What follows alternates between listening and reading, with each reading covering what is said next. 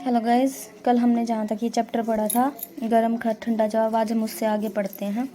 इस अनुभव के बाद मैंने नियम बना लिया कि गरम बोल हो, गरम व्यवहार या गरम खत। उत्तर में अपनी ओर से गर्मी गलत। जीवन में मैं अपने इस निर्णय पर कभी नहीं पछताया और सच तो यह है कि मुझे जिन निर्णयों से जीवन में सबसे अधिक सफलताएं मिली उनमें एक यह भी है।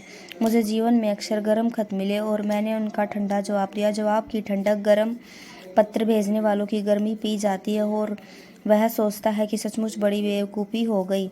गांधी जी ठंडे खत लिखने की कला के आचार्य थे। 1931 में वे लंदन की गोलमेज कॉन्फ्रेंस में शरीक हुए। उस दिन अल्पसंख्यक समिति की बैठक में प्रधानमंत्री रेमजे मैकडॉनल्ड ने जो भाषण दिया वह धमकियों से भरा हुआ था। गांधी जी उसे सुनकर भिन्ना उठे पर चुप रहे और स्थान पर लौटने के बाद जब वे पूरी तरह शांत हो लिए तो उन्होंने एक पत्र लिखकर अपना विरोध प्रकट किया। बात यह है कि जवाब वाणी का हो या कलम का, वह जितना ठंडा होगा उतना ही प्रभावशाली भी।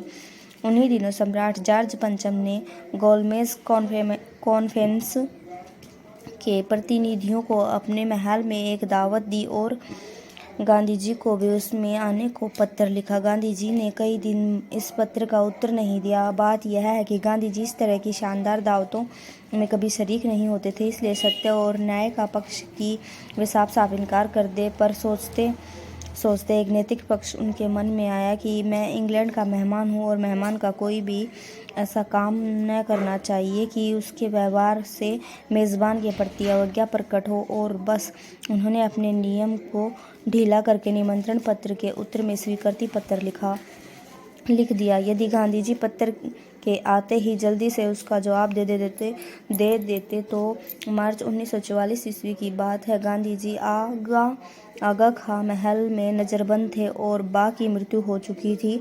बा की मृत्यु पर भारत सरकार के गृह मंत्री ने जो वक्तव्य केंद्रीय सभा में दिया उससे गांधी जी सहमत नहीं थे। वे उसका प्रतिवाद करना आवश्यक समझते थे। उन्होंने प्यारेलाल भाई से पत्र लिखने को कहा पर उनका लिखा पत्र गांधी जी को पसंद नहीं आया। गांधी जी ने स्वयं पत्र लिखा, फिर उसमें सुधार किया। तब साथियों ने उसे देखा।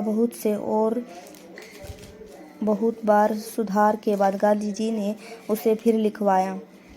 इस तरह 5 बार सुधार के बाद डॉक्टर गिल्डर ने उसे देखा और उसमें 6ठी बार सुधार किया और उनके अनुसार सुशील नायर ने फिर से एक पत्र तैयार किया। तब तक गांधी जी अपने पत्र में काफ़ी काट छाट कर चुके थे। इस तरह 2 पत्र हो गए। इन दोनों को मिलाकर एक तीसरा पत्र तैयार हुआ। गांधी जी को यह अच्छा लगा पर स्नान गृह में नहाते उसे उन्होंने फिर सुना और कुछ सुधार किया। भोजन करते समय गांधी जी ने उस पत्र में कुछ और सुधार कराए और तब वह टाइप होकर डाक में गया। इससे आगे चैप्टर कल रीड करेंगे।